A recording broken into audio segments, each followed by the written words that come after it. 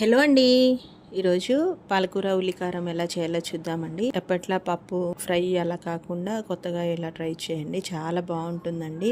హెల్త్కి కూడా చాలా మంచిదండి. వేరే ఆకుకూరలతో పోల్చుకుంటే పాలకూరలో విటమిన్స్ అండ్ కాల్షియం, ఐరన్ అనేవి ఎక్కువగా ఉంటాయండి. సో వారానికి 2 సార్లు కనుక మనం పాలకూరను తీసుకుంటే హెల్త్కి ఎంతో బెనిఫిట్స్ ఉంటాయండి. ప్రాసెస్ ఎలా చేయాలో చూసేద్దాం వచ్చేయండి. ఫస్ట్ అయితే ఉల్లిపాయ ముక్కలు, ఉప్పు, కారం, పచ్చిమిర్చి, వెల్లుల్లి మిక్సీ పట్టుకొని పక్కన పెట్టేసుకోవాలి. తర్వాత ప్యాన్ తీసుకొని ఆయిల్ వేసుకొని కొంచెం జీరా, ఎండుమిర్చి వేయించుకోవాలి. అవి కొంచెం వేగిన తర్వాత కరివేపాకు ఉంటే వేసుకోండి. తర్వాత మనం గ్రైండ్ చేసుకున్న ఉల్లిపాయ పేస్ట్ని వేసుకొని వేయించుకోవాలి.